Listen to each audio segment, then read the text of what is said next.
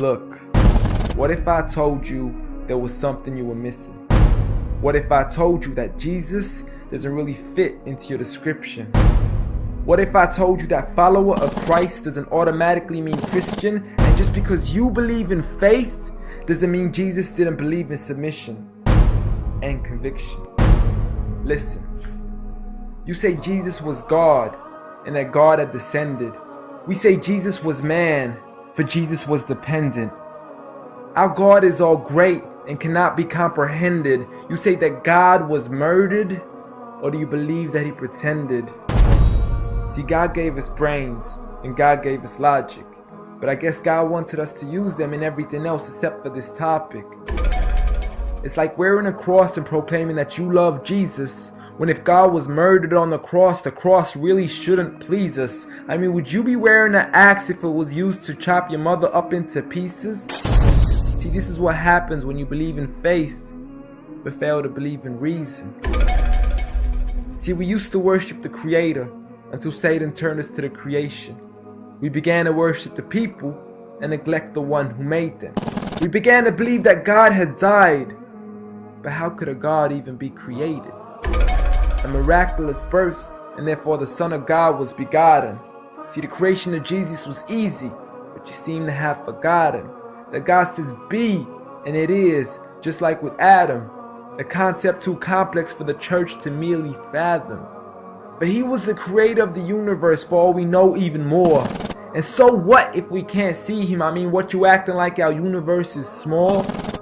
I mean, there's still so much we're still yet to explore. I mean, there's still so many things as human beings we still haven't seen, touched, heard, or saw. I mean, our eyes can't even handle the sight of the sun. So how can we possibly handle the sight of our Lord? See, Jesus used to pray, but in your opinion, who'd he pray to? I mean, if Jesus was God, surely prayer would be of no use.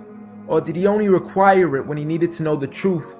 Like when God wasn't sure whether it was the season of the fruit. Or maybe he prayed when there was something he couldn't do.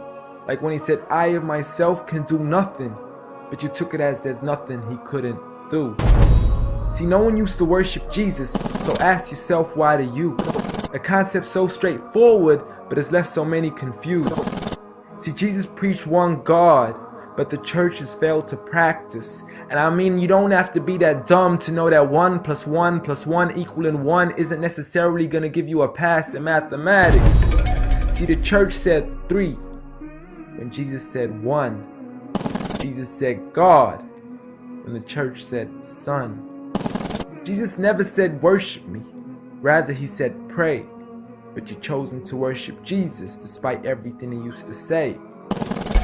You began to think with your emotion and forgot to think with your mind.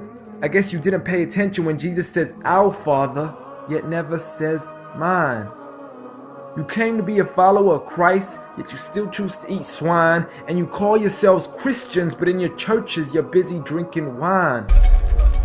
And just to clarify, I do love Jesus. Matter of fact, I love him more than you. Because when Jesus said do something, I actually do.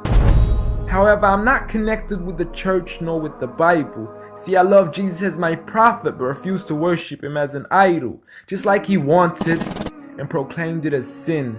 So it doesn't really matter if they don't let him in, because Jesus wouldn't even want to be in the presence of people worshiping an idol of him. An act of God, bolt of lightning went straight through the outstretched hand of Jesus. This cannot be a coincidence. Before I move on, there's something I need to mention.